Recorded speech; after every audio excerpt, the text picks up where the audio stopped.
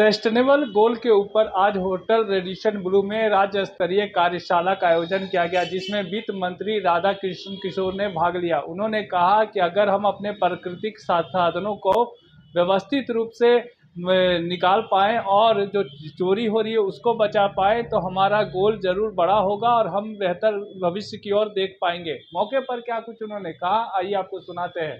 के प्रति कि पहली बार एक मुख्यमंत्री की ये सोच बनी है कि हम अपने बजट एलोकेशन के आधार पर हम वहां फोकस करें जो इस राज्य की जरूरत है।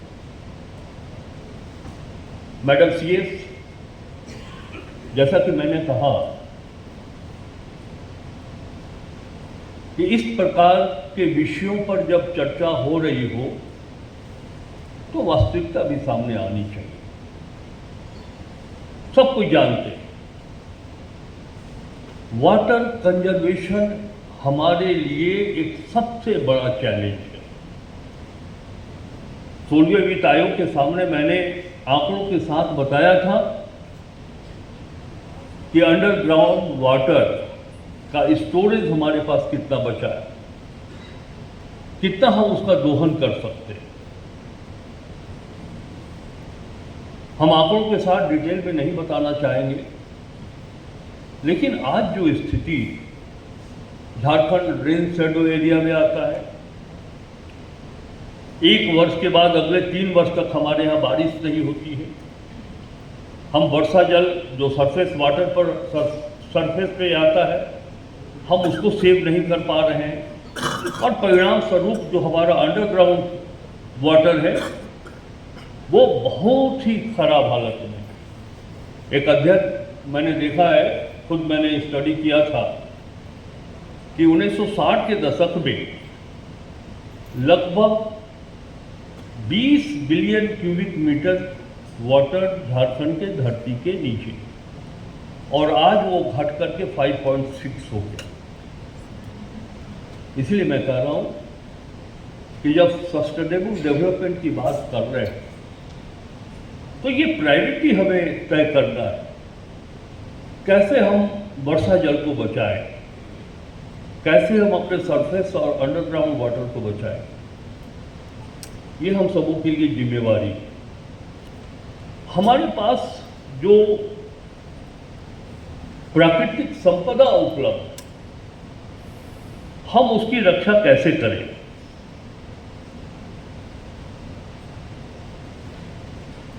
हमारे झारखंड राज्य में 86,660 मिलियन टन कोयले का भंडार, उसी तरह iron, copper, manganese, gold, bauxite, limestone, graphite, mica, feldspar, china clay. क्या ये सच्चाई नहीं है?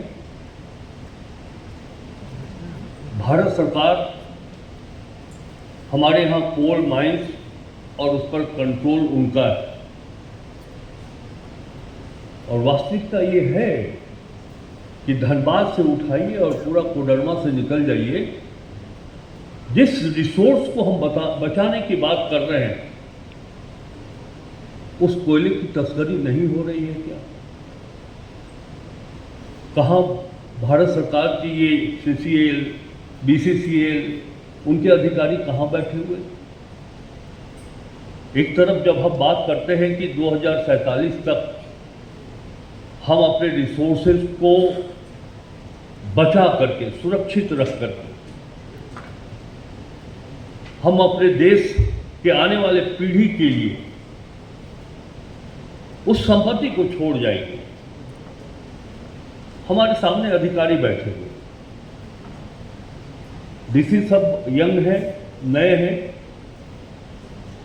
एक समीक्षा कर लीजिएगा कि मनरेगा की योजना पर कितनी परिसंपत्तियां हम लोगों ने अर्जित की, ये देख लीजिएगा अपने जिले में जाकर। हम मनरेगा के ऊपर खर्च कर रहे हैं और कितना एसेट क्रिएट हुआ है नहीं मालूम, तो फिर कैसा डेवलपमेंट? बालू की क्या स्थिति है? ये जो नेचुरल रिसोर्सेज है उसका दोहन हो रहा है, कैसे रोका जाए। हम अपने प्लानिंग सेक्रेटरी से ये चाहेंगे कि हमारा विभाग इस पर काम करे। और मैंने कहा कि बहुत वास्तविकता से बात करने की जरूरत है, समीक्षा करने की जरूरत है। हम एक तरफ क्वालिटी फुल एजुकेशन चाहते हैं, हजारों की संख्या में हमारे पास लेक्चरर प्रोफेसर नहीं, एक तरफ हम उत्तम स्वास्थ्य की बात करते हैं। NRHM 5 का ही रिपोर्ट है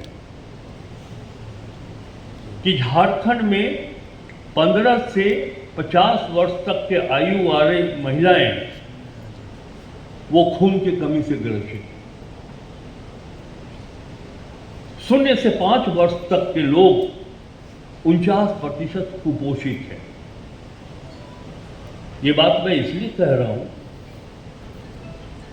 कोई आलोचना नहीं, हमारी सरकार की प्रमुखता है कि पूर्व के काल में जो त्रुटियां रह गई उसे कैसे हम दूर करें, और इसमें सरकार काफी गंभीर भी। अंत में मैं एक बात जरूर कहना चाहूंगा कि जब हम सस्टेनेबल डेवलपमेंट की बात करते हैं, फिर एक लाइन हम जोड़ना चाहते हैं, एक word, sustainable corruption free development. तो ये बात समझ में आती, ये करना पड़ेगा है कि ऐसा करना चाहिए, ऐसा करना चाहिए, ये करने से हेल्थ इम्प्रूव होगी। लेकिन हमें लोगों से भी पूछना चाहिए कि वो क्या चाहते हैं, और झारखंड के कॉन्टेक्स्ट में ये बात और भी ज़्यादा इम्पॉर्टेंट है। स्पेशली जो हमारी ट्राइबल कम्युनिटीज़ हैं, उनके अपने अलग कस्टम्स हैं, ट्रेडिशंस हैं। हमें ज़रूर पूछना चाहिए कि उनकी अवधारणा विकास के बारे में क्या है, हेल्थ के बारे में वो क्या सोचते हैं। जैसे मेरे बहुत सारे उदाहरण हैं, लेकिन एक छोटा सा मैं बताना चाहूँगी। जैसे मध्य प्रदेश में ट्राइबल एरियाज़ में जो LPG दिया जा रहा था, उसकी एक्सेप्टेबिलिटी बहुत कम थी। लोग एक बार तो ले रहे थे गैस का सिलेंडर और चूल्हा, बट उसके बाद वो दोबारा से कोई लेने के लिए नहीं आ रहा था।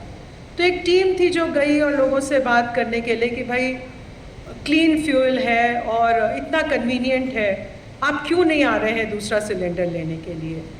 तो ये पता चला कि जो चूल्हा दिया गया है वो चूल्हा ऐसा है जिसमें वो अपने जो बर्तन यूज़ करते हैं पकाने के लिए, वो सेट ही नहीं होता है उसमें।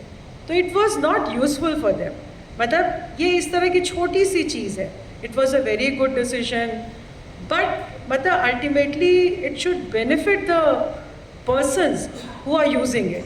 तो ये मुझे लगता है कि हम लोगों को इसके बारे में भी थोड़ा सा लोगों से मतलब we should engage with the people before we think you know how to progress in SDGs। और जो टारगेट्स हैं, जो इंडिकेटर्स हैं, एक और चीज़ मुझे लगती है, जब हम लोग देखते हैं कि इतने सारे टारगेट्स हैं, इससे हम ये अचीव करेंगे, पर उसमें से 1 या 2 होता है जो फोकल है। मतलब शायद इसकी कभी चर्चा होती है या नहीं मुझे मालूम नहीं है, बट मुझे मतलब जब भी मैं उसको पढ़ती हूँ मुझे ऐसा लगता है जैसे हम लोग एजुकेशन में इतने इनिशिएटिव्स के बाद भी हम लोग बहुत अच्छा नहीं कर पा रहे, चाहे वो झारखंड हो, चाहे वो बिहार हो, क्योंकि हमारा प्यूपिल टीचर रेशियो इम्प्रूव नहीं हो रहा है। तो वो एक फोकल पॉइंट है जिस पे हमको काम करने की आवश्यकता है। जैसे हेल्थ में, इंश्योरेंस में, हेल्थ इंश्योरेंस में झारखंड ने बहुत अच्छा किया। हमारी सभी फैमिलीज हेल्थ इंश्योरेंस से कवर्ड है। कितने दिनों में उसका रिज़ल्ट हमें अपने हेल्थ के इंडिकेटर्स में देखने में मिलेगा।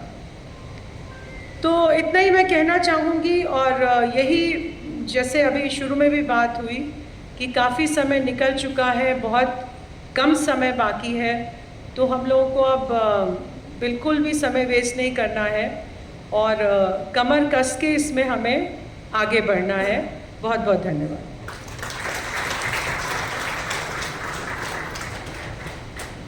बहुत बहुत धन्यवाद करती हूँ मुख्य